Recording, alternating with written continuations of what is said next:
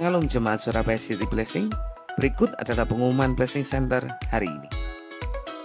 Untuk jemaat yang baru pertama kali hadir bersama kami hari ini, kami mengucapkan selamat datang dan selamat bergabung. Anda dapat mengikuti ibadah kami setiap hari Minggu yang dimulai pukul 8 pagi dan ibadah for yang dimulai setiap pukul 10 pagi. Informasi kersel, konseling, baptis, dedikasi, atau untuk didoakan, Anda dapat menghubungi Blessing Center melalui nomor WA 0898 1333 789. Sekian pengumuman Blessing Center hari ini. Tuhan Yesus memberkati.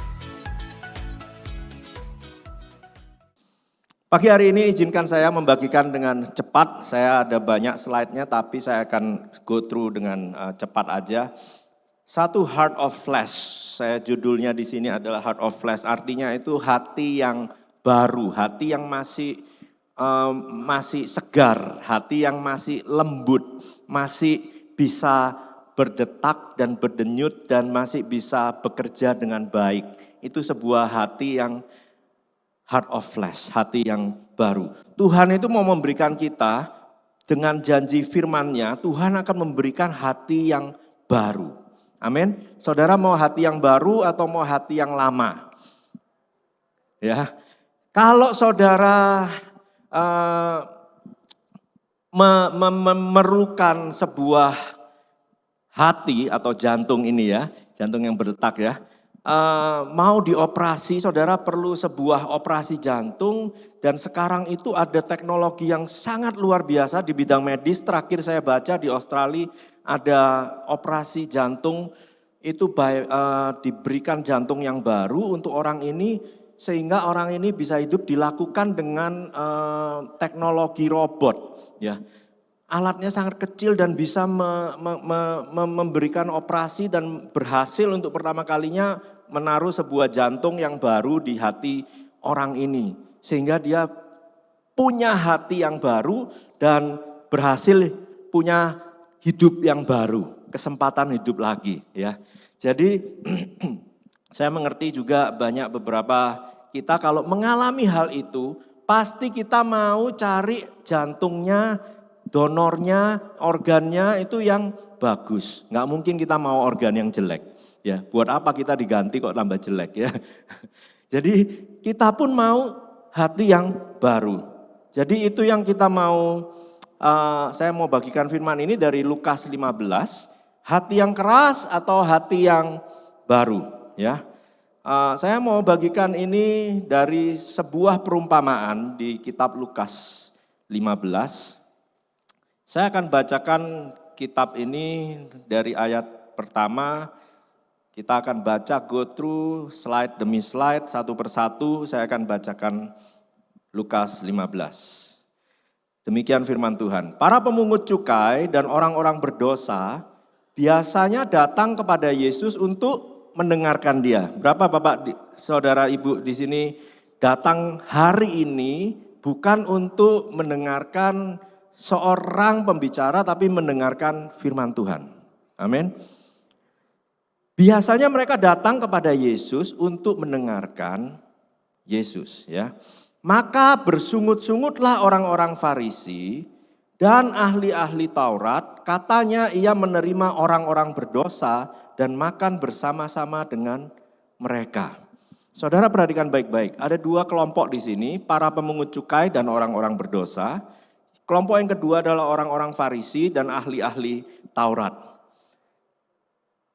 Ahli-ahli Taurat dan orang-orang Farisi mereka bersungut-sungut. Sedangkan orang-orang yang berdosa dan para pemungut cukai mereka mendekat kepada Yesus, mau mendengarkan Yesus. Jadi ada dua kelompok di sini. Biasanya kalau kita tahu ini orang, aduh pemungut cukai, aduh ini orang berdosa. Biasanya kita sudah mungkin seringkali kita melihat, ini orang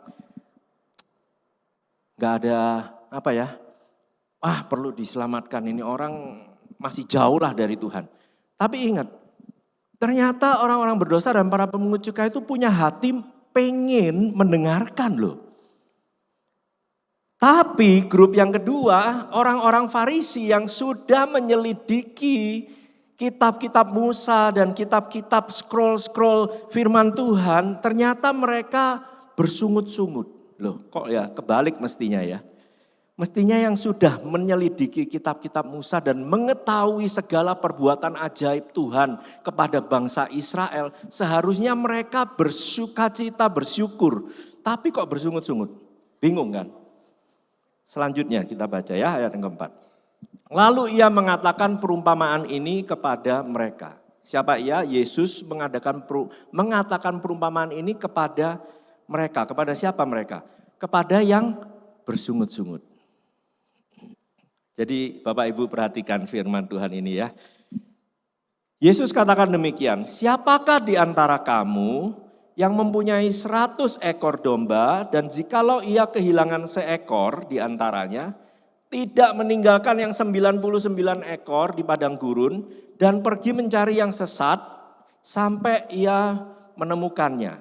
Selanjutnya, dan kalau ia telah menemukannya, ia meletakkannya di atas bahunya dengan gembira dan setibanya di rumah ia memanggil sahabat-sahabat dan tetangga-tetangganya serta berkata kepada mereka, bersukacitalah bersama-sama dengan aku sebab dombaku yang hilang itu telah ditemukan.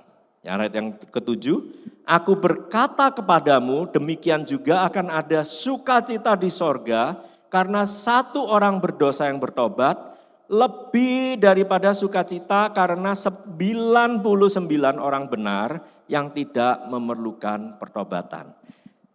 Bapak Ibu perhatikan baik-baik, perumpamaan ini bukan ditujukan kepada orang-orang berdosa dan para pemungut cukai. Perumpamaan ini diberikan kepada mereka yang bersungut-sungut. Mereka mendekat kepada Yesus, mereka mengikuti kemana Yesus pergi, tapi mereka mau ngetes Tuhan Yesus.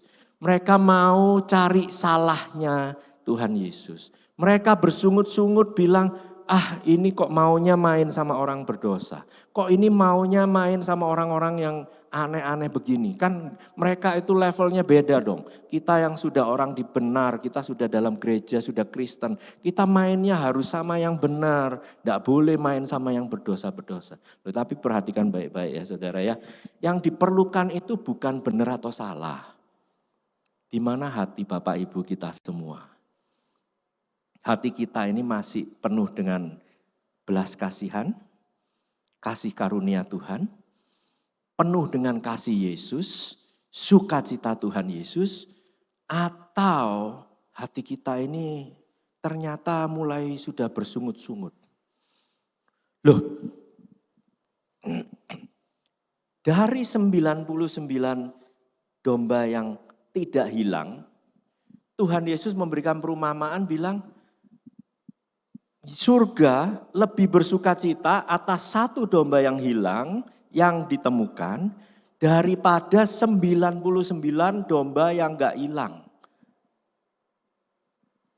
Kalau saya berpikir gak masuk akal. Kalau saya punya 100 domba, hilang satu ya sudah. Saya masih punya 99. Ya. Tapi Bapak Ibu perhatikan. Tuhan Yesus katakan, dengan perumpamaan ini dengan satu maksud. Tidak perlu kita menerjemahkan atau memberikan alasan-alasan teologi, kita memberikan perumpamaan ini begitu banyak segmen untuk dibagikan dengan poin 1, 2, 3, 4, 5. Tidak perlu, poinnya cuma satu. Tuhan Yesus ngomong gini, jangan jadi kayak orang yang bersungut-sungut itu. Masa kita dekat sama Tuhan tapi hati kita bersungut-sungut? Perumpamaan itu hanya memiliki satu makna, satu pesan. Tidak ribet. Ya. Kita lanjutkan ya. Ayat yang ke-8. Atau perempuan manakah yang mempunyai 10 dirham, jika ia kehilangan satu di antaranya, tidak menyalakan pelita dan menyapu rumah serta mencarinya dengan cermat sampai ia menemukannya. Ayat yang ke-9.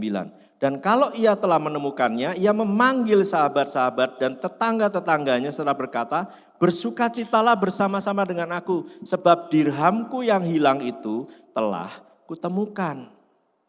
Ayat yang ke-10. Dan aku berkata kepadamu, demikian juga akan ada sukacita pada malaikat-malaikat Allah karena satu orang berdosa yang bertobat. Berapa Bapak Ibu di sini kita tahu bahwa hidup kita nggak layak kalau Tuhan tidak melakukan perkara-perkara yang besar dan pengorbanan yang sempurna di kayu salib. Kita nggak akan ada di tempat ini saat ini.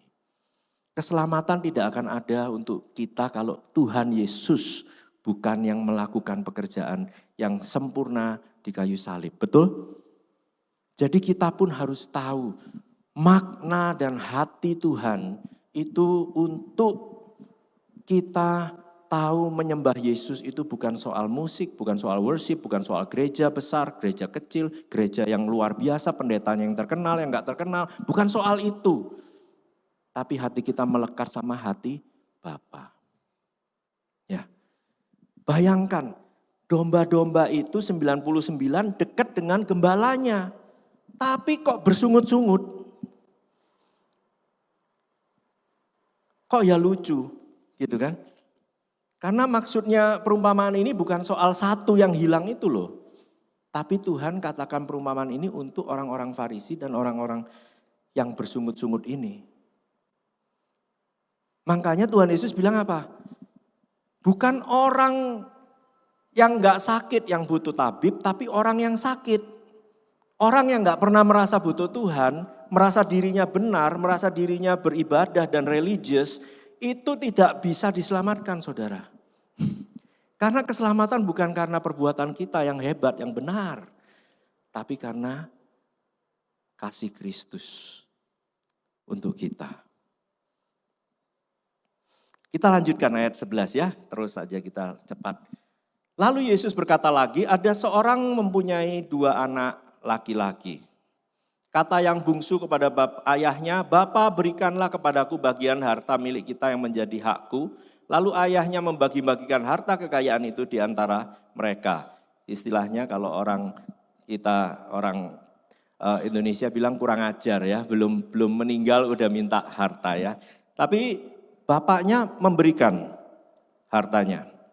Ayat 13, berapa hari kemudian anak bungsu itu menjual seluruh bagiannya, pergi ke negara yang jauh, di sana ia memboroskan harta miliknya dengan sikap hidup yang berfoya-foya. Setelah dihabiskannya semuanya itu, timbullah bencana kelaparan di dalam negeri itu, dan ia pun mulai melarat. Ya. Ini bukan cerita saya ya, pergi ke negeri jauh terus melarat di sana ya, bukan ya. Tapi memang ada kesusahan sendiri, dimanapun kita tinggal, itu kita punya kesusahan masing-masing, ada musim-musim kehidupan masing-masing ya. Kemudian ayat 15, lalu ia pergi dan bekerja pada seorang majikan di negeri itu. Orang itu menyuruhnya ke ladang untuk menjaga babi ya. Lalu ia ingin mengisi perutnya dengan ampas yang menjadi makanan babi itu. Tetapi tidak seorang pun yang memberikan kepadanya. Jadi seorang anak yang diberkati, tinggal di rumah bapa yang lebih dari cukup, tiba-tiba punya keinginan lain. Kok aneh, udah hidupnya udah enak, diberkati, tiba-tiba punya keinginan lain, pengen keluar dari rumah bapa. Bukankah itu kita semua ya? Udah tahu Tuhan sayang, Tuhan pelihara, Tuhan berkati, Tuhan jaga, tapi kita seringkali masih tidak setia sama Tuhan ya. Lalu ia mengalami satu penurunan kehidupan yang sangat rendah sekali sampai dia makan pun gak bisa, pengen ampas babi aja gak dikasih, saudara ya. Ayat 17, lalu ia menyadari keadaannya, perhatikan baik-baik, lalu ia menyadari keadaannya. Katanya betapa banyaknya orang upahan bapakku yang berlimpah-limpah makanannya, tetapi aku di sini mati kelaparan.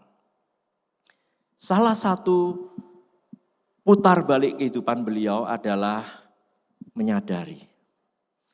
Apakah arti pertobatan di saat kita menyadari bahwa kita bukan siapa-siapa, tidak punya apa-apa tanpa Tuhan. Sebab itu kita mengalami pertobatan berbalik dan mulai sadar ini jalan yang benar ke sini, tidak ke sana. Ya. Dan waktu beliau sadar, beliau ayat 18 katakan, aku akan bangkit dan pergi kepada Bapakku. Dan berkata kepadanya, Bapa, aku telah berdosa terhadap sorga dan terhadap Bapa. Ayat 19, aku tidak layak disebut jadi anak Bapa. Jadikanlah aku sebagai seorang upahan Bapa. Maka bangkitlah ia dan pergi kepada bapaknya. Perhatikan baik-baik, ketika ia masih jauh, ayahnya telah melihatnya. Lalu tergelaklah hatinya oleh belas kasihan. Ayahnya itu berlari mendapatkan dia, lalu merangkul dan mencium dia. Betapa indahnya kisah ini, saudara. Sebab inilah kasih Bapa yang sempurna. Di mana saya tahu bahwa sewaktu saya membaca firman ini, saya merasa mungkin saya menyamakan diri saya dengan anak yang terhilang. Mungkin saya merasa itu saya. Saya mengecewakan Tuhan, saya lari jauh dari Tuhan. Tapi ketika saya sadar, saya mau balik sama Tuhan, saya tahu saya merasa nggak layak. Dan ketika Tuhan jamah, pertama kali menerima Tuhan Yesus, saya tahu saya tidak layak. Dan saya sebab itu nggak tahu merasa apa, saya menangis, dan menangis.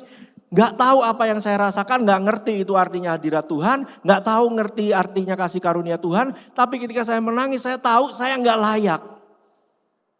Saya gak layak, belum sempat ngomong apa-apa sama Tuhan, Tuhan udah jamah. Bukankah itu Tuhan kita? Bukankah itu Bapak kita yang baik?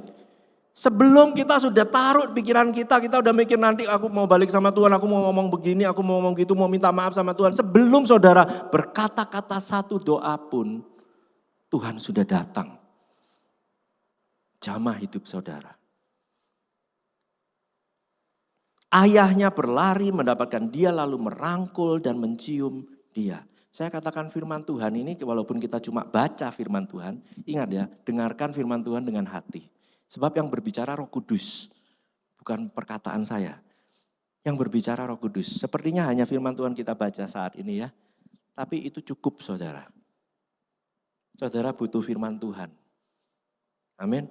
Bukan butuh pendeta yang bisa khotbah. Amin. Waktu kita baca firman ini, saya merasa kayak, oh itu mungkin saya itu anak yang hilang ini. Tapi begitu saya lanjutkan ceritanya, saya berpikir belum tentu saya itu anak yang hilang ternyata. Lukas 15 ayat 21. Kata anak itu kepada bapaknya, aku telah berdosa terhadap sorga, terhadap Bapa, aku tidak layak disebutkan anak Bapa.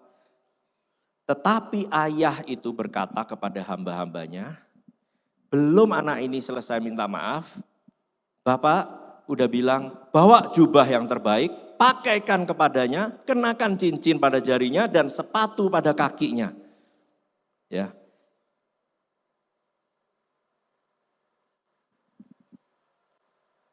Terus ayat 23, dan ambillah anak lembu tambun itu, sembelihlah dia, marilah kita makan dan bersuka cita. Ingat ya perumpamaan tadi kita baca dari awal ya. Surga bersuka cita ketika domba yang hilang itu ditemukan.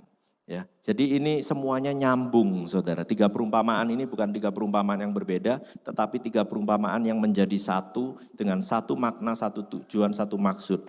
Satu, sebab anak ini telah mati dan menjadi hidup kembali. Ia telah hilang dan didapat kembali.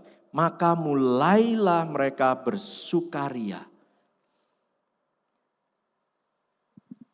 Ini makna yang pesan yang khusus dari perumpamaan ini dimulai dari ayat 25. Tetapi anaknya yang sulung berada di ladang dan ketika ia pulang dan dekat ke rumah, ia mendengar bunyi seruling dan nyanyi tari-tarian.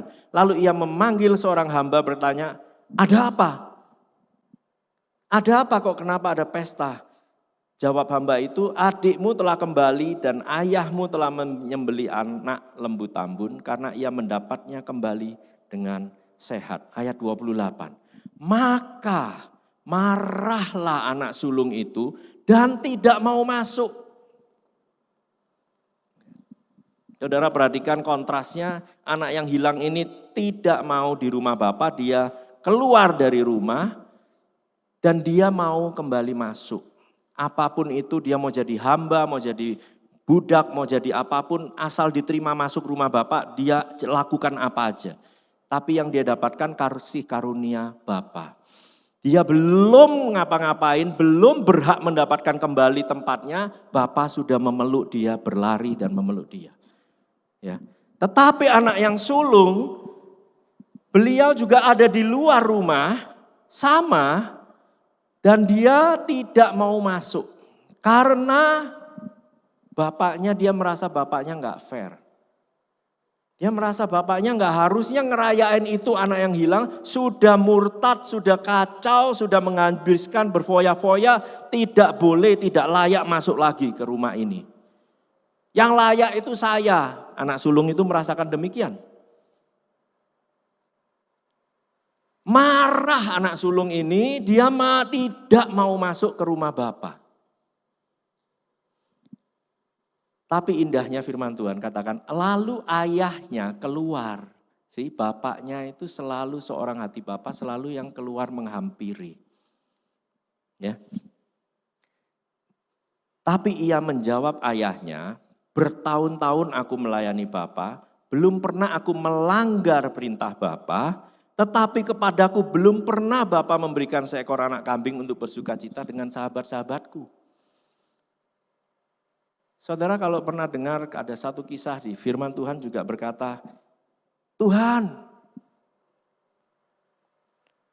Yesus bilang kenapa? Tuhan Yesus yang baik, Tuhan yang baik. Tuhan Yesus bilang kenapa kamu panggil aku baik? Apa yang aku harus lakukan untuk dapat keselamatan? Tuhan Yesus bilang, kamu sudah baca kitab Musa? Sudah, aku sudah lakukan semua perintah Tuhan. Dari aku muda, dari aku kecil, aku tidak pernah melanggar firman Tuhan. Tuhan Yesus bilang apa? Bagus. Aku tidak pernah membunuh, tidak pernah mencuri, aku tidak pernah melakukan ini, tidak pernah melakukan itu. Aku enggak seperti orang-orang yang di sana yang jahat, yang melakukan hal-hal itu. Tapi Tuhan Yesus bilang apa? Baik, kalau gitu jual segala semua milikmu dan ikutlah aku. Dan anak muda itu sedih sekali. Saudara kita lihat ya, mirip kan. Tuhan aku gak pernah melanggar. Bapa, aku ini anak yang genah. Aku ini tidak pernah melanggar firman Tuhan, perintah-perintah Tuhan. Benar gak sih kita gak pernah melanggar firman Tuhan? Di saat anak sulung itu meragukan kasih bapaknya yang sempurna, kita melanggar dari perintah Allah yang pertama. Kasihilah Tuhan Allahmu dengan segenap hatimu.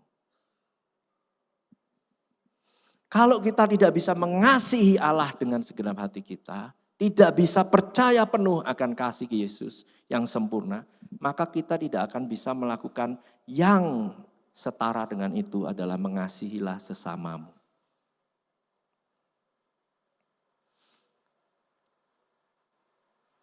Ayat 30, baru saja datang anak bapa yang memboroskan harta kekayaan bapa bersama dengan pelacur-pelacur, tapi bapa menyembelih anak lembu tambun itu untuk dia. Kata ayahnya kepadaku, anakku engkau selalu bersama-sama dengan aku dan segala kepunyaanku kepunyaanmu. Ya, yang terakhir sampai di situ saudara. Bapaknya sudah pastikan, nak, kamu itu anakku, dia juga anakku. Ya. Kamu memiliki semua yang aku punya, semuanya milik kamu. Tapi kenapa kita seringkali kita seperti anak sulung itu? Semakin saya membaca firman Tuhan ini, saya mengecek hati saya pikir mungkin saya lebih cocok kayak anak sulung ini loh. Daripada anak yang hilang tadi. Karena saya sering bilang sama Tuhan, Tuhan aku udah beri perpuluhan kok masih kena masalah. Tuhan aku udah melakukan ini itu, Tuhan kok janji sama aku. Tuhan aku sudah melakukan ini, aku sudah berkorban buat engkau, aku sudah begini, aku sudah begitu. Kok pernah saudara? Tuhan aku udah berpuasa, aku udah berdoa secara bertahun-tahun, aku sudah, Tuhan gak adil. kita itu mau mukjizat atau mau Tuhan? Saya seringkali berlihat, Tuhan, aku nggak mau kayak orang Israel yang tegar tengkuk. Dikasih banyak mukjizat tapi ternyata nggak punya kedekatan dengan Tuhan. Aku mau dekat sama Tuhan aja. Sebab bersama Yesus aku punya segalanya.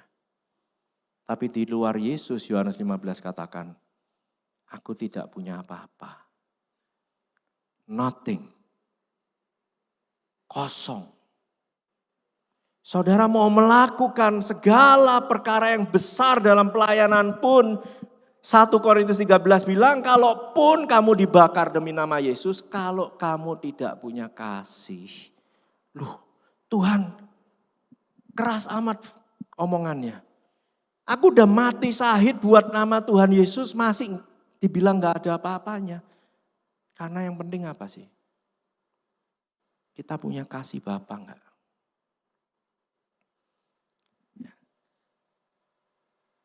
Kita cek hati Bapa. Saya nggak mau lanjutkan mungkin dengan beberapa poin yang selanjutnya. Saya mau cerita aja ya. Saya akan tutup dengan cerita ini.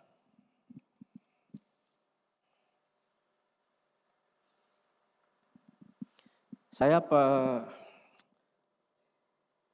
bertemu dengan Pastor Sam, almarhum. Waktu di Surabaya, 2 kali mungkin saya bertemu. Cuma 2 kali. Bapak Ibu mungkin lebih mengenal dengan baik almarhum Pastor Sam ya. Tapi terkadang kita tidak perlu bertemu berkali-kali dengan seseorang untuk bisa tahu bahwa Tuhan itu memberikan seseorang untuk hidup saudara. Terkadang kita ketemu berkali-kali dengan seseorang, orang itu malah nggak berdampak positif, lebih berdampak negatif. Misalnya tiap kali ketemu komplain mulu.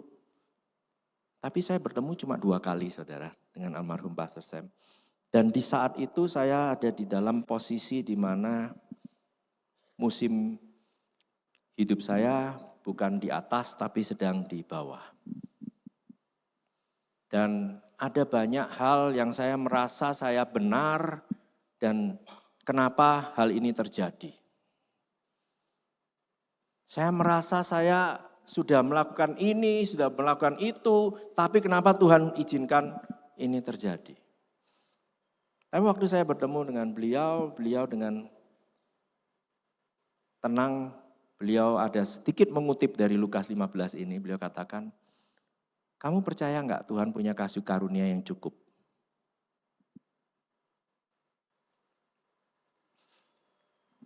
Kalau Tuhan membentuk hidup kamu dan mengizinkan banyak hal yang terjadi,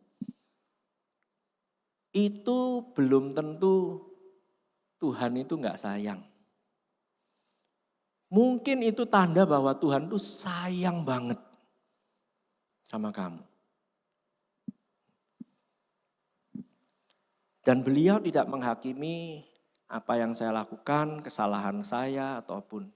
Dia cuma katakan, kasih karunia Tuhan itu cukup. Bapak Ibu, saya cuma tidak begitu kenal, tapi saya mengenal satu hal dari hati beliau adalah beliau mempunyai hati Bapa.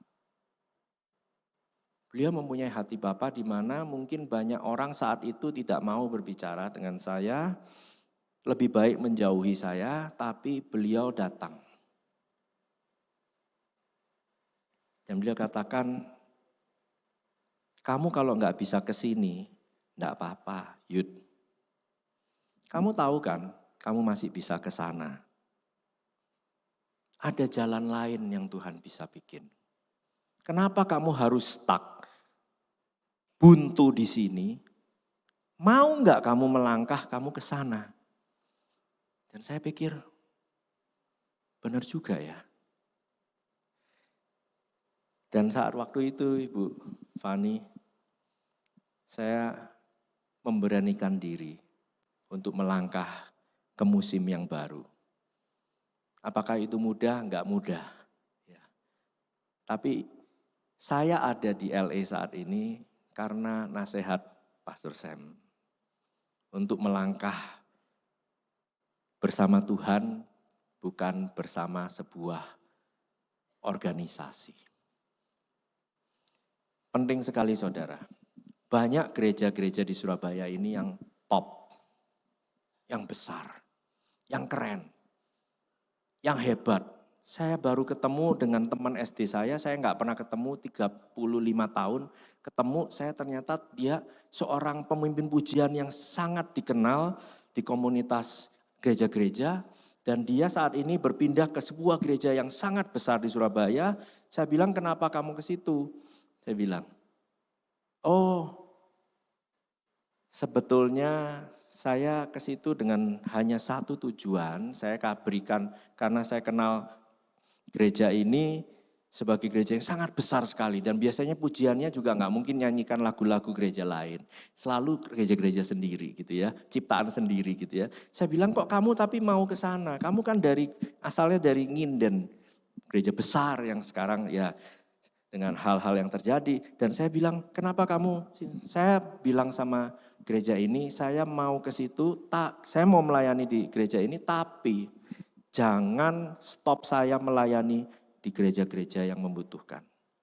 Saya tetap mau melayani karena hati saya bukan melekat sama siapa pendetanya, tapi di mana hati Tuhan ada.